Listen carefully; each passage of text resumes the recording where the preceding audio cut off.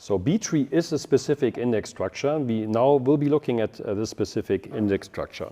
And so as indexes are so important to get decent query performance in a database system, there are a couple of structures that evolved in the past, say, 50 years. Yeah?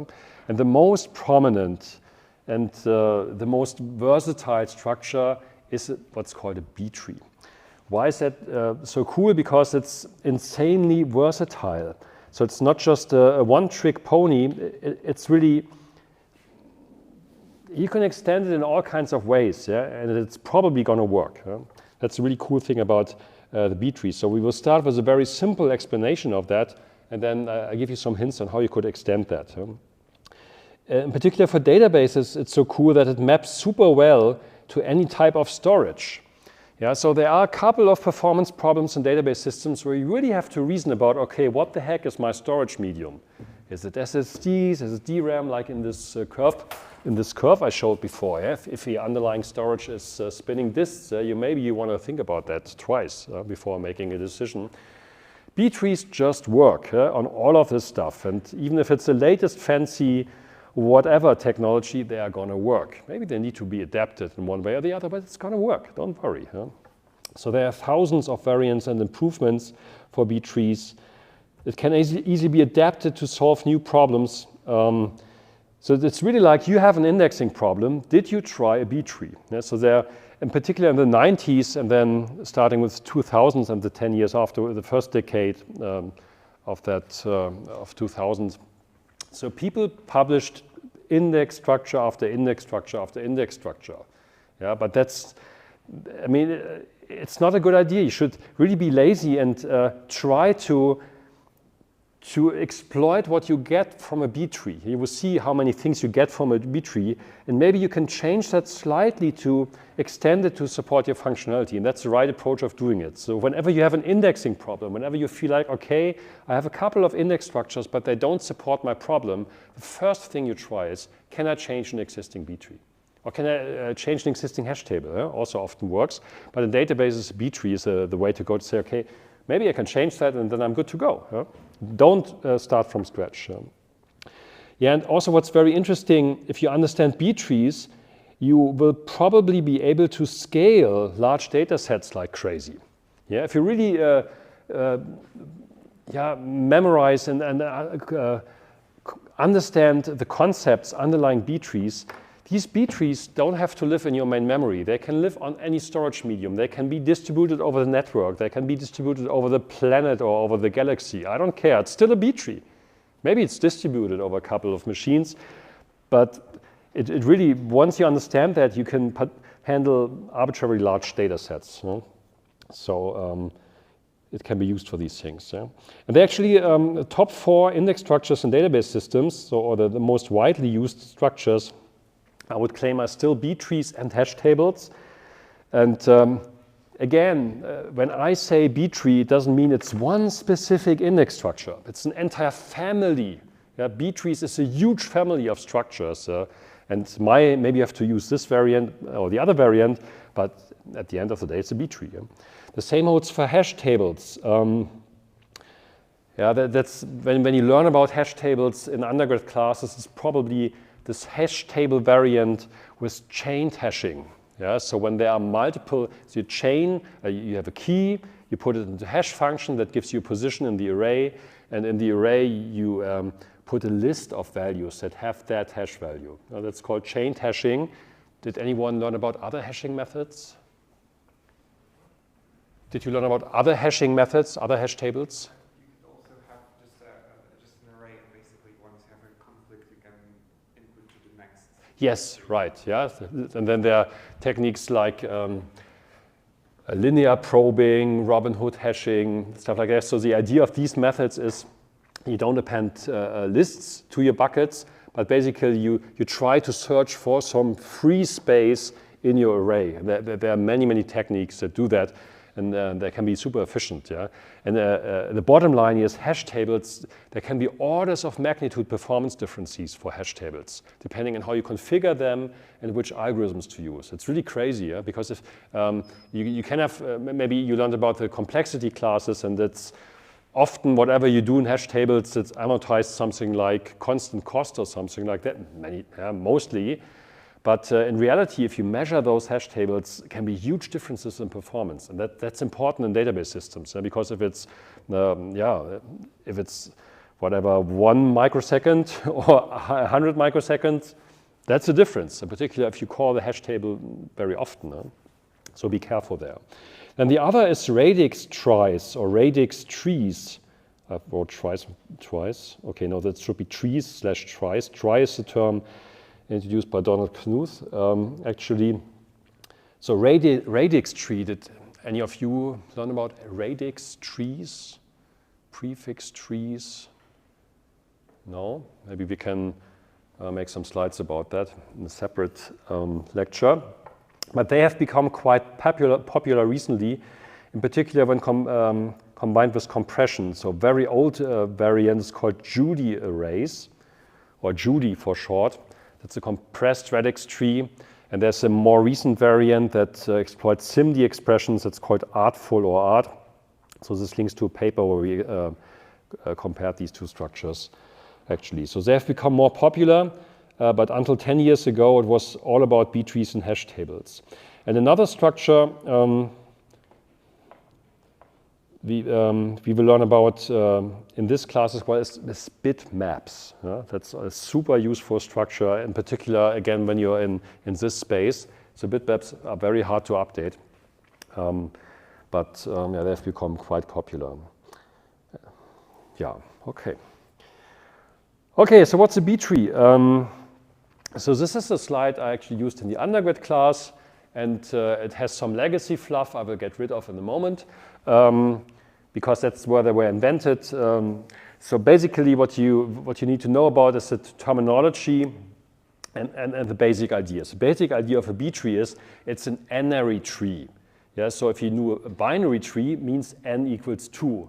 A binary tree, there's a pivot, and then there's 2 arrows going out, and then you recurse on that. So here in a B tree, the n is typically bigger than 2. So you have more pointers going out. You see it here. You have 3 pointers going out. Could be 4, 5, 6, and whatever. The B tree has 2 types of nodes. One is called internal node or inner node, and the other is called the leaf node.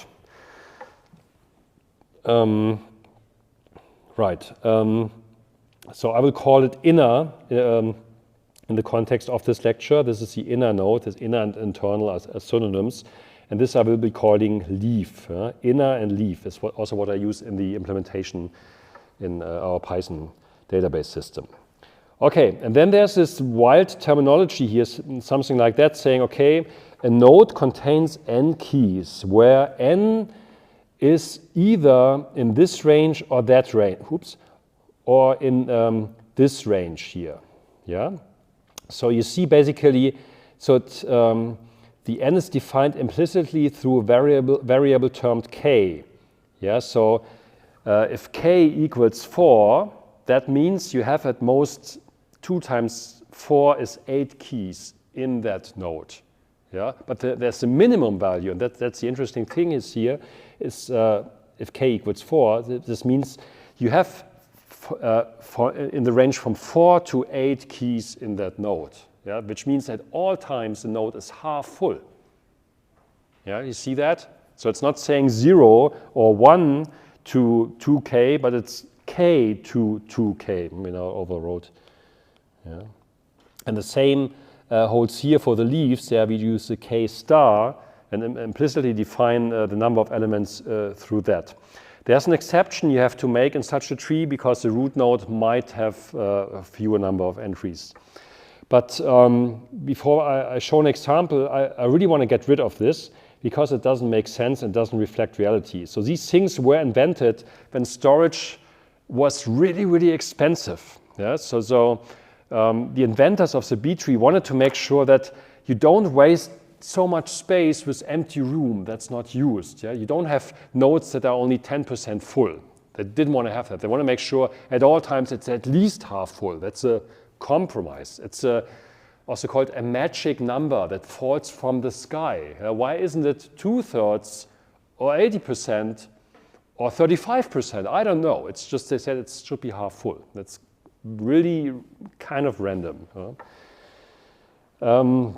Yeah, and that's why why I really question this. Why is that a lower bound even? And the same holds here for the leaves. Why is that even a lower bound? So we will drop that in a simpler definition. That's the alternative simplified definition, and that matches way more what you also see in B-tree implementations, not only in mine, but in others as well. So all I'm saying here is the inner node, or inner for short, has n capacity number of keys. So this has 2 keys, obviously, and it has 1 more pointer. So basically what the inner node does is it partitions the data space. If you look at such a node, and you want to, basically this node serves like a sign on a street. Yeah? So if you want to go to Trier, if you want to go to Saarbrücken, in which direction do you have to go? Yeah, that's basically, look at the sign, you look at the inner node, and then you can make a decision, aha, if it's smaller 43, maybe I have to go to the left. Yeah, if it's bigger 91, maybe I have to go to the right. And if it's somehow in between those numbers, maybe I have to follow this arrow. Yeah, it's the same idea as in binary search trees, yeah? Just extended to have more than 1 key in the node. And then the other structure is a leaf, and the leaf is basically a key value store again. So basically, you map those keys to particular values. Yeah, those keys are ordered, so you can do binary search inside such a key. You can also do binary search inside a leaf. You can do binary search inside an inner node to implement that. Yeah? Maybe for 2 values doesn't make sense, but in general you can do it. Yeah, those are our implementations of that, but maybe before looking at that, let's look at an example. Here's the literature. Yeah, just a warning. I mean, this was really proposed in 1970. 1970. Yeah, it's 54 years ago. I once met McGrade actually at ETH a long time ago. Not sure whether was he still alive. And there's a second version of the paper. It's typically cited, but I also put the slightly older paper here. And kind of concurrently, Donald Knuth, he wrote this series of books called The Art of Computer Programming, very nice books. He also proposed a variant of the B-tree. So now when you look at literature, when you Google this, or maybe a good test would be to ask ChatGPT about B-trees, how much it understands, you will see that the terminology is kind of confusing. So there's B-trees, there's B+ trees, there's B* trees, and don't worry, in literature you'll find all kinds of letter combinations. Yeah? BV tree, BPT, B, like, thank God we only have 26 letters in the English alphabet. Yeah? If it were Chinese or something, we would be completely screwed. Yeah? Because, yeah, and then you saw in the 90s, okay, we're running out of letters, then the names got longer, then it was the BVP tree and the BPV tree. Yeah? I'm not sure whether we spend all the 26 square letter combinations now. It's crazy. Yeah? But even for the standard tree, you have this confusion. So database people are lazy. I will say B tree in this lecture. At all times, I will say B tree because it's so much easier to say than B+ tree. But what I mean is B+ tree, or a variant of B+ tree. I would say, yeah, maybe it's even shorter, rather than B tree is even shorter to pronounce. Yeah, but I'm very nice to you guys and say, no, it's B tree. Yeah, but that's a compromise. Rather than saying B+ tree, oh my God, half the lecture is gone already, right? Just for pronouncing it. Huh? So it's B tree. B tree. I mean B+ tree. Okay. And what the difference? The difference is basically, or the major difference, you will see that also in the following slides, is where you keep the data. So here's an example, B tree, B+ tree. And you say that there are 2 levels of inner nodes. Yeah? Those are the inner nodes, basically the street signs with pointers and stuff. And then there's the leaf level. Those are the leaves, leaf level node. A B tree has this interesting property that any path you follow in the tree always has the same length. Yeah, it's perfectly balanced at all times. Yeah? Similar in spirit to AVL trees for binary search trees or red-black trees. I mean, they may have a difference of 1, depending on which variant you're using. Here, no matter how you start from the root and where you're going, it's always the same number of arrows, the same depth of the tree. And then basically, if you have a tree like that, you already observe that, okay, now this partitions the data somehow. Okay, say it's smaller 43, then basically all of this here has to be smaller 43. All of this has to be greater 91. First question is, okay, what about equal? You have to make a decision in such a tree. You have to make a decision, okay, do you put it to the left or to the right? If you look at the 91 here, you could make the decision that it is included in this subtree, or you could make the decision that it is included in this subtree. You see it here, that's the 91. Aha, so the implementers of this tree made the decision, if it's equal to the pivot, I go to the right. Yeah? So these here are half open intervals. Those are half open. This can be read as, I think I have a slide on that, right? Why do I scribble it if I have a slide? Yeah, maybe here, this is basically the B-tree inception, as I'm calling it. So this is a tree of these levels, and basically the tree represents the entire domain from -infinity to +infinity. And now each of these subtrees represents a different subset of that domain. So basically I partition the data into 3 horizontal slices. So now I'm saying, okay, this stuff here is everything from -infinity including to 43 excluding. Yeah, that is this tree. This is now 43 including, so equality goes to the right, until 91 excluding. Yeah? And so forth, and this is 91 excluding till +infinity. So basically, if you read a tree top down, and the same happens for binary search trees, you're recursively partitioning the data space into smaller and smaller chunks, into smaller and smaller intervals. Yeah, you see that here on the next slide. Now I'm partitioning it even further, and that means each of these leaves here represents a certain subset of the data space. Yeah, and that is a subset, which is a subset of this, which is a subset of that. And yeah, the interesting thing here is that this is a valid B-tree. Each leaf is a valid B-tree. Each subtree is a valid B-tree. And the entire thing is also a B-tree. Yeah? So you can have a B-tree that just consists of such a leaf. Yeah? In particular, when you start with an index, you just have one element to insert. Yeah, you create a leaf. That's your entire tree. You make an insert. Yeah, that's a B-tree. Sorry, that's a B-tree. It has no inner nodes, but that's good enough. Yeah? The more data you add, the more this tree keeps on growing. And the algorithms of the B-tree make sure that everything is balanced at all times, perfectly balanced. Yeah? Okay, right. So there are a couple of invariants you can implement, or you can't, but most of them you should stick to. So invariant 1 is each node implicitly creates a horizontal partitioning of the data. What if you skip this? Maybe that's a good exercise, actually. So that's what I showed here. You partition it. It's disjoint partitioning of the data. So what if I skip this invariant? What would the tree look like?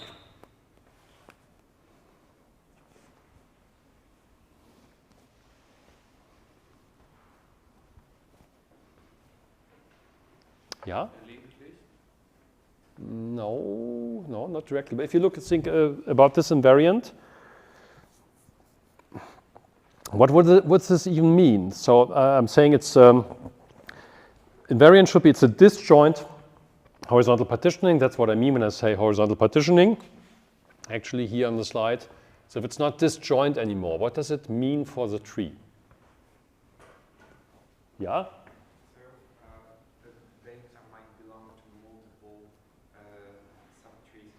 Yes, the data might belong to multiple subtrees. So for instance, I could say, I create a partitioning here, maybe we start with this slide, where I say, aha, I mean, here this is really a clear cut. You see here 43 excluding to 43 including. So for any element here, it's clear it's either on the left or on the right. But I could just say, okay, why not make it including on both? Yeah, then I don't know, that could be on the left subtree or on the right subtree. So this in particular means if I search something in the tree, if I search for 43, where do I have to go? I have no idea. Actually, to get it right, you would have to run down both subtrees, yeah, in such a tree. And there are actually trees that do this. Yeah? In particular, multidimensional extensions of the B tree are called R tree, with a letter R. Yeah, I didn't mention that. So it's not only that people, so extending my joke from before, it's not only that people do whatever BX tree, B whatever tree. Yeah, of course, people came also up with other letters. Yeah, drop the B, call it an R tree, but guess what? That's an extension of the B tree. It should have been called BR tree. Well, what the heck? Yeah? So basically, the R tree allows you to, so what I'm showing on the slides is one-dimensional data, but there are also extensions for multi-dimensional data, in particular two-dimensional and three-dimensional in the spatial domain. That's used for geographic information systems. That's also used in graphics engines. Maybe you learned about these things if you attended a graphics core lecture. You want to find out if this beam intersects with a specific polygon or stuff like that. Yeah, there are tons of index structures. One is called an oct tree, but another variant is a three-dimensional R tree. It's an extension of a B tree. So, and there you would actually do something like that, where you would say, okay, maybe I have to run down multiple paths in the tree. Okay, so that's this invariant. Second invariant that should hold: at all times the node or leaf is at least half full. I already killed that, yeah, with this simplified definition, and you see that in many implementations. Yeah, that makes sense if you really are under pressure memory-wise, but if you have memory to spend, like in our modern machines, who cares? Yeah? Invariant 3, the path from the root to any leaf always has the same length. It's a super cool property, making sure that that your search is very predictable in terms of query performance. So you know the number of hops you do in a tree. It's always the same number of hops, no matter what. Yeah. In contrast, if that went out of balance, so you maybe know that from the that's basically how you motivate balanced binary search trees in the algorithms and data structure class. Come on.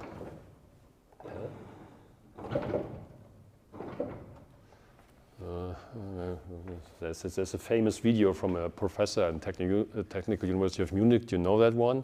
Scribbles on the board, stands here and then makes boom, and the blackboard crushes.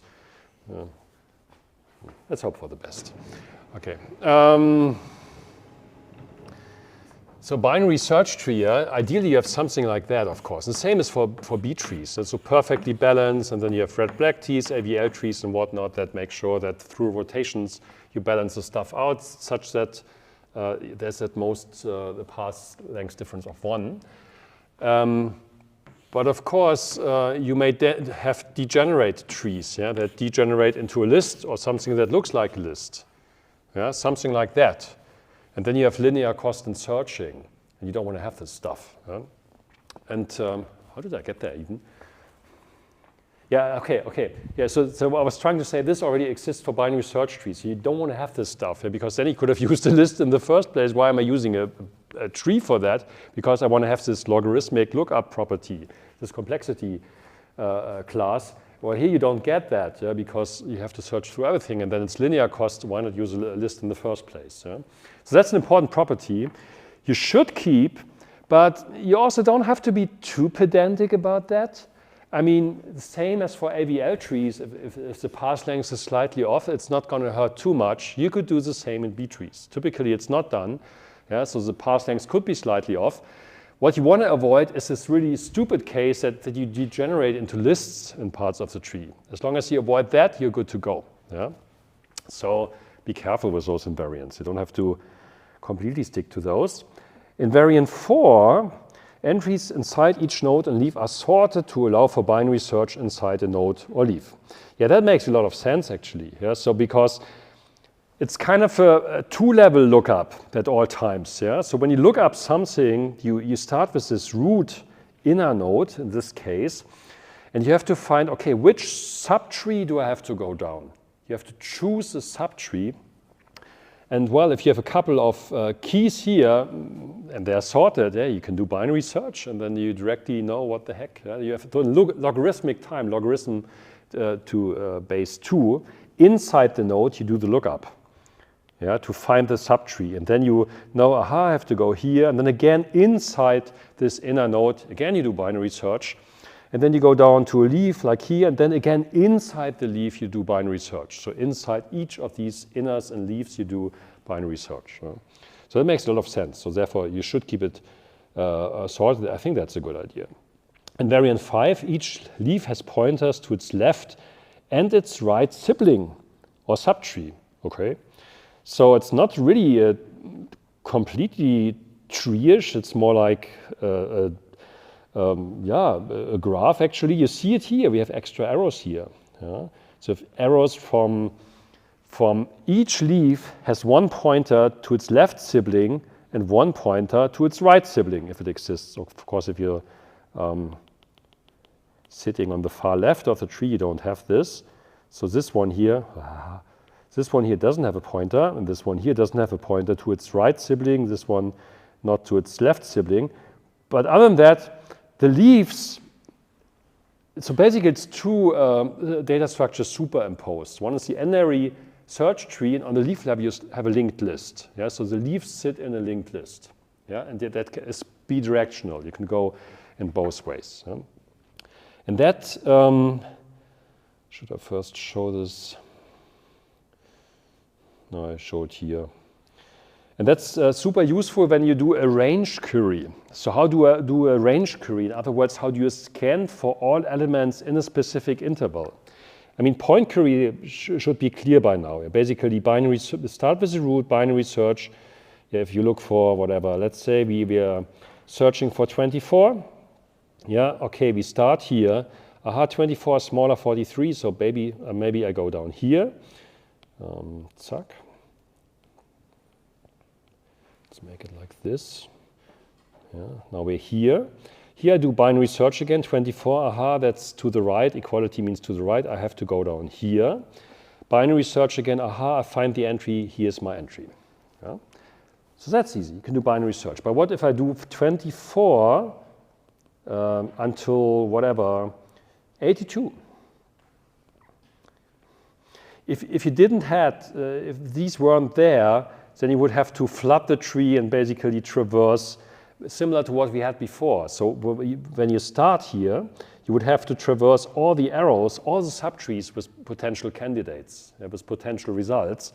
But a shortcut you can do in a B+ tree that has these arrows is that basically you first do a point query on 24. Hey, we're here already. And now you keep on scanning the leaves along the linked list until, as long as the condition qualifies, as long as the stuff you're seeing is smaller equal 82, you continue scanning and you keep on adding whatever you see to your result list. So basically you scan along the leaves, but then eventually you hit this element 87 and then you know, oh, that's bigger than 82, I stopped scanning. But basically you identified those leaves through scanning and not through running down the tree. Yeah? That's again a historic decision that was made and was influenced by the fact that this traversal or flooding the tree from top down rather than doing this scan I just explained was very expensive to do this flooding from top down on the storage medium, the storage media they had back then. It was really, really expensive and it was cheaper to do this stuff. Today, the difference is not so sharp, so big anymore, yeah, but that's also a historic decision, but still in use in those trees. Okay, so those are the invariants. And it's really like, yeah, then you can debate. So you can say, okay, any insert, update, and delete operation on a B tree must preserve the B tree invariants. There's no rule 2. There's no sticking. So what I'm trying to say is, okay, whatever you do, you must stick to these invariants at all costs. And that's the extremist view on B-tree invariants. And the other is to say, yeah, maybe I can relax some of that. Don't get too picky about the invariants. I mean, do we really care about that? Yeah. So bottom line, there's always a technique X that comes with certain assumptions and invariants, but it also makes sense to question those invariants. Why were these invariants invented in the first place? Yeah. In this case, it's 1970. Those dudes thought about that was a good idea. But 54 years later, maybe not so much anymore, right? Maybe you could question this stuff a little bit. And that's where I just say you should be careful and you don't have to absolutely stick to all of these invariants from the 70s. Okay. Right. Yeah, let's enter the... Now we have 7.5 minutes, so it's 5 minutes left. Right, okay. So what are the,